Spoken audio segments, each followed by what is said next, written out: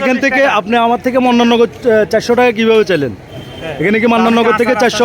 আপনি কোথায় কাঁচা রাস্তা? অলিউল্লাহ স্কুল কি কাঁচা রাস্তা? অলিউল্লাহ স্কুল কি বড় ভাই কাঁচা রাস্তা বলেন? উনি আমার থেকে 400 টাকা চাচ্ছে মন্নাননগর ভাড়া।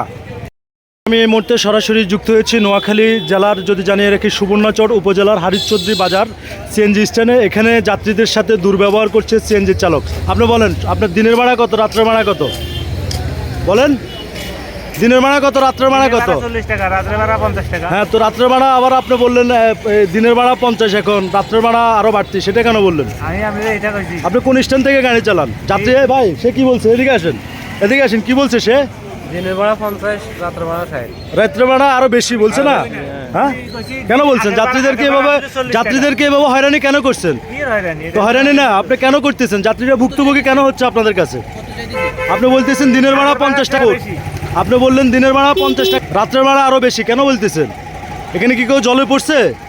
তো তাহলে আপনারা এভাবে যাত্রীদের সাথে, এই যে যাত্রীরা দাঁড়ায় আছে, তারা যাবে, তাদের সাথে এভাবে দুর্ব্যবহার কেন করতেছেন?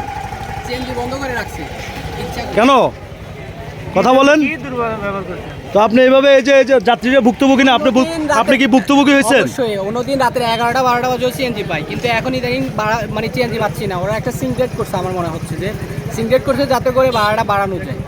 আমার মনে হচ্ছে এইটাই, নয়তো এমন একটা ঈদের সময় গাড়ি অ্যাভেলেবেল গাড়ি থাকার কথা।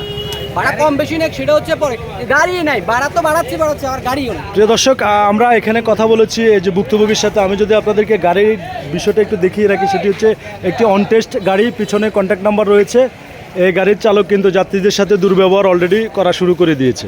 আপনি কি এখন সাবেক ভাড়া যাবেন? সাবেক ভাড়া যাবেন? যাবেন না, বাড়তি ভাড়া হলে যাবেন। রাত্রের ভাড়া 10 টাকা বাড়তি, এটা তো আপনি তো রাত্রে ভাড়া 10 টাকা বাড়তি বলেন নাই। আগে আপনি আমার কেন যাচ্ছেন এগুলো, কেন অনিয়মগুলো করতেছেন? আপনাদের কারণে তো আজকে যে বাংলাদেশের ভাবমূর্তিটা নষ্ট হয়ে যাচ্ছে।